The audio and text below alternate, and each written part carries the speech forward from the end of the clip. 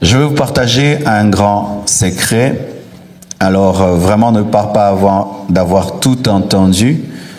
Sinon, tu vas comprendre le message en partie. La puissance de la vision dans le succès. Alors, tout d'abord, lorsque je parle de vision, sachez qu'il y a plusieurs sortes de visions. Il y a une vision que tu reçois par le don spirituel qu'on appelle le don de discernement des esprits. Il y a aussi des visions qui viennent par la foi, parce que la foi donne aussi des visions. Et des fois, dans le terme humain, on appelle ça rêve. J'ai rêvé ou j'ai un grand rêve, mais je préfère appeler cela vision. Mais je vais utiliser une terminologie qui est souvent rare dans l'Église, l'imagination. Dites l'imagination.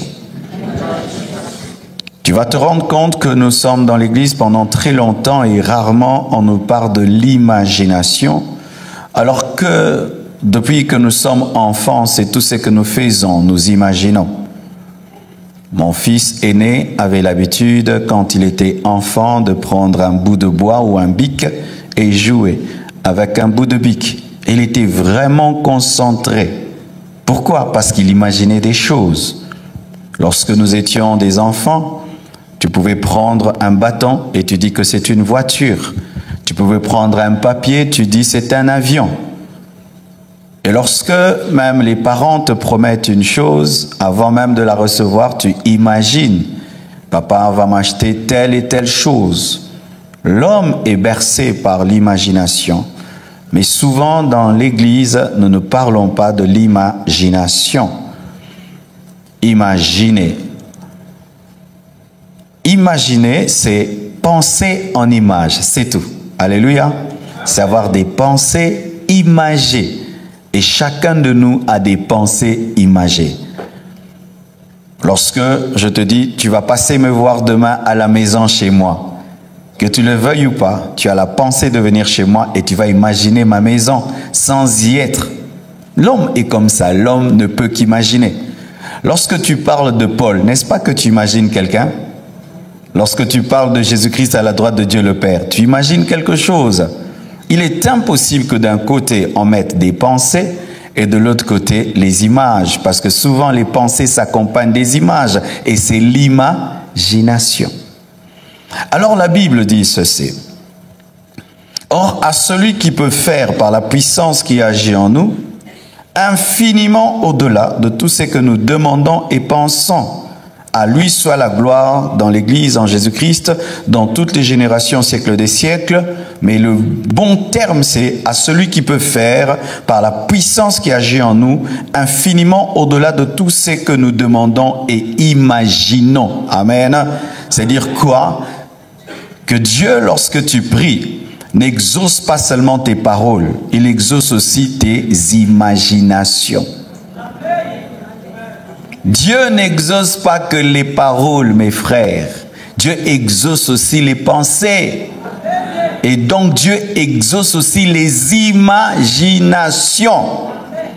De la même manière que nous veillons pour bien parler quand nous prions, nous devons veiller sur la manière de penser quand nous prions, mais aussi sur la manière d'imaginer quand nous prions. Parce que l'imagination a une grande place dans le succès. Ceux qui parlent mal n'échouent, ne réussissent pas. Ceux qui pensent mal ne réussissent pas. Mais aussi ceux qui imaginent mal ne réussissent pas. Tu es très discipliné dans tes paroles, très discipliné dans tes pensées, mais souvent tu n'es pas discipliné dans ton imagination. C'est pourquoi tu échoues. C'est l'un de mes secrets dans le succès que je suis venu vous partager. Je ne veille pas seulement sur mes paroles, ni sur mes pensées, mais sur les images que j'ai. Mes frères et sœurs, avant que vous puissiez déménager, on est venu ici avec le prophète. Et il a imaginé. Vous êtes assis dans une imagination. Cette chair est une imagination. Pourquoi il y a un carré ici? Parce qu'on a imaginé un carré. Si on avait imaginé un rond, il y aurait un rond. Tout ce qu'il y a ici, c'est une imagination qui est venue à la réalité. Mais ton problème, c'est que tu vis dans les imaginations, mais tu méprises l'imagination et tu as peur d'imaginer alors que tu imagines sans vouloir imaginer, parce que l'imaginer fait partie de la nature humaine, parce que l'homme est divin. Donne-moi l'amen que je te parle. Je t'assure, même si on t'a ensorcelé, ta vie va changer aujourd'hui. Je te dis la vérité, ce sont les choses qui ont changé ma vie. Frères et sœurs, je sais que tu es un peu troublé par ce terme à l'église, imagination. Pourquoi?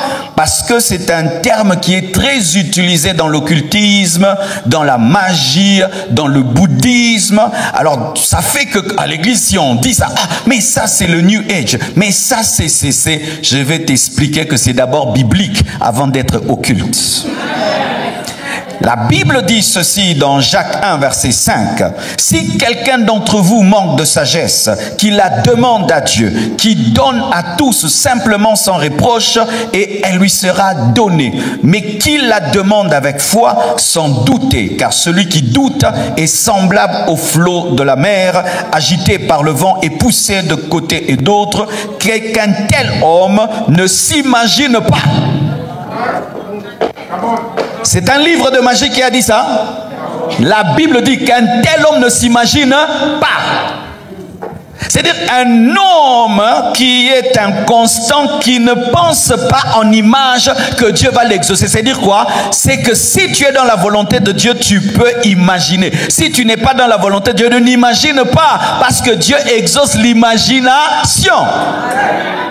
C'est écrit dans la Bible qu'un tel homme n'imagine pas qu'il recevra quelque chose du Seigneur. Donc, je peux imaginer recevoir quelque chose du Seigneur. Je peux me voir exaucer. Je peux me voir réussir. Je peux m'imaginer multimillionnaire. Je peux m'imaginer ressusciter les morts. Je peux m'imaginer avoir un impact international. Je peux m'imaginer prêcher devant une église de 100 000 personnes. Je peux m'imaginer percer à tous les niveaux. Je peux m'imaginer avoir ce que je demande. Je peux m'imaginer être dans ce que je désire. Je peux voir en avance ce que je veux devenir dans le futur. Je peux penser en image ce que je veux que ma vie devienne. Je peux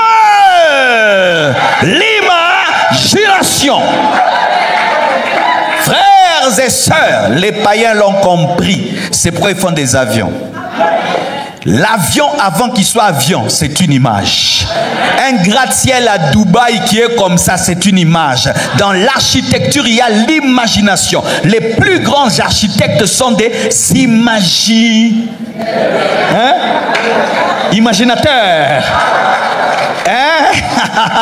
Les grands visionnaires sont des imaginateurs. Les grands stratèges, même dans l'armée, ils imaginent la guerre. Avant la guerre, on va attaquer à gauche, à droite, et puis il va faire. Mais ton problème, tu parles seulement, mais tu penses mal. Et comme maintenant, il y a une désynchronisation entre tes paroles et ton image, c'est pourquoi Dieu ne t'exauce pas, parce qu'il faut que les images soient égales aux paroles. Frères et sœurs, quand j'ai compris ça, j'ai commencé à voir et puis j'enfante. Je vois, j'enfante et je peux dire aux gens en avant ce qu'il y aura et ça aura lieu. Avancez un peu, dis à ton voisin, avancez un peu. Alors mes frères et sœurs, il faudrait que tu arrives à fusionner l'imagination avec ta parole. Par exemple, quand tu pries, tu vois que tu seras grand. Mais quand tu parles, tu dis je serai petit, ça ne va jamais devenir. Mais quand tu pries, tu vois que tu es marié, tu dois dire que tu es marié. Quand tu pries, tu vois que tu fais des miracles, tu dis aujourd'hui Oyinda. Quand tu pries, tu vois que tu as l'argent, tu dois dire l'argent. Il faudrait qu'il y ait un mariage entre la pensée et la parole et la pensée. Sinon, cette division en toi ne peut être bénie, car Dieu ne bénit que l'unité. Alléluia. Alléluia. Alors, j'entends des gens qui disent, non, pasteur, il ne faut pas parler d'imagination, c'est satanique. Je vais te dire des choses qui se passent dans le monde de ténèbres que nous aussi nous disons. Dans le monde de ténèbres, on parle de sacrifice, n'est-ce pas? On va sacrifier les gens. Nous, si on parle des sacrifices, non? Frère, tu dois sacrifier! Mais dans le monde des ténèbres, on dit aussi sacrifice. Est-ce que je vais arrêter de dire sacrifice parce que dans le monde des ténèbres, on dit sacrifice? Dans le monde des ténèbres, on dit aussi pouvoir, non? Pouvoir. Nous aussi, on dit tout pouvoir m'a été donné. C'est aussi la Bible. Je vais arrêter de dire pouvoir parce que dans le monde des ténèbres, on dit pouvoir. Nous n'allons pas arrêter de faire une chose qui est divine parce que dans le monde de ténèbres, on l'utilise. En soi, le diable, c'est un singe de Dieu. Il fait que ce qu'il voit auprès de Dieu et puis il copie. Il voit que Dieu est organisé, il organise aussi son royaume. Il voit que Dieu demande les offrandes, lui aussi demande les offrandes. Il voit que Dieu réclame l'adoration, lui aussi demande l'adoration. Est-ce que je vais arrêter d'adorer Dieu parce qu'il y a des adorateurs de Satan? Est-ce que je vais arrêter de dire imagination parce qu'on dit imagination dans le New Age? Donne-moi la main, hein? Le tapis rouge dans l'occultisme, c'est les sacrifices. Mais nous, les tapis rouges, c'est la royauté. Je ne vais pas arrêter de parler d'une chose parce que le monde de ténèbres en parle. C'est à eux d'arrêter de parler parce qu'ils ont pris chez nous. Mais nous, on ne va pas arrêter de parler parce que c'est nous qui avons l'authentique imagination. Donne-moi la main, hein? Donne-moi la main. Quelle est la différence entre l'imagination satanique et l'imagination divine? Dans l'imagination satanique qu'on appelle le New Age, on enlève Dieu. On dit aux gens, pense à une chose, pense à une chose, pense à une chose, elle va arriver, appelle-la, appelle-la, elle va arriver. Mais non, on dit ceci. Pense à une chose au nom de Jésus. Appelle la chose au nom de Jésus. Jésus t'a donné ça. C'est la grâce de Dieu. Nous mettons Jésus au centre. Eux, ils mettent l'homme au centre. Mais nous avons plus de puissance et d'impact. Pourquoi? Parce que l'esprit de l'homme est limité, mais le Saint-Esprit est illimité. Un homme qui imagine par l'esprit de l'homme, mais qui attire les choses, moi je les attirerai davantage parce que moi je les attire par le Saint-Esprit. Alléluia. C'est un principe spirituel que les chrétiens ne pratiquent pas parce que les païens en parlent beaucoup. Un jour, je suis un documentaire, ils appellent ça les lois du secret. Ils disent, tu sais que tu aimes, tu l'attires. Vois une chose, tu la vois. Je dis, oh, mais ça, ce sont nos choses, non? Mais ça, c'est le principe de la foi. La foi dit que, la Bible dit que la foi est une ferme assurance des choses qu'on espère et une démonstration de celles qu'on ne voit pas. Mais ils sont en train de parler de nos choses. Mais ce n'est pas parce qu'ils parlent de nos choses que je vais arrêter de parler de mes choses. Moi, je mets Jésus et ils mettent l'homme, et ils mettent l'univers, ils mettent les démons, mais moi, je mets Jésus. Le diable réclame qu'on ait confiance en lui. Un magicien, avant de faire un tour de magie, vous devez avoir la foi en lui. Si tu doutes, ça ne va pas marcher. Dieu aussi te demande croire. Est-ce que je vais arrêter de prêcher la foi parce que les magiciens demandent la foi? Donne-moi la main, hein? Donne-moi la main. Est-ce que tu es prêt maintenant à changer? Alors, tu vas dire, pasteur, tout ce que tu dis là, c'est où? Qui a déjà fait ça dans la Bible? Voici quelqu'un qui a fait ça. Abraham. Genèse 15, verset 5, la Bible dit.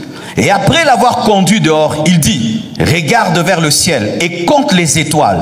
Si tu peux les compter, il lui dit, telle sera ta postérité. Abraham eut confiance en l'Éternel qui les lui imputa à justice. Voici comment Dieu a fait. Il a travaillé l'imagination et la vision d'Abraham.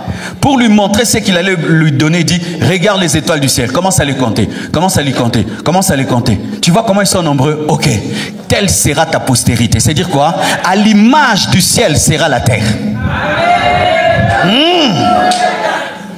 C'est comme si tu es pauvre. Dieu te dit, va te promener à Gombe. Tu te promènes à Gombe, tu vois toutes ces villes et puis te dit, rentre à la maison. Toi aussi, tu auras une telle maison. Il a travaillé quoi? L'image. Alléluia. Et qu'est-ce qui est arrivé? Dieu a donné à Abraham la postérité nombreuse comme les étoiles. Nous sommes là. La postérité d'Abraham au travers de Jésus-Christ. Cela est devenu réalité. Ce qu'il a vu, il a vécu au travers de Jésus-Christ. Frère, ce que tu vois, tu le verras.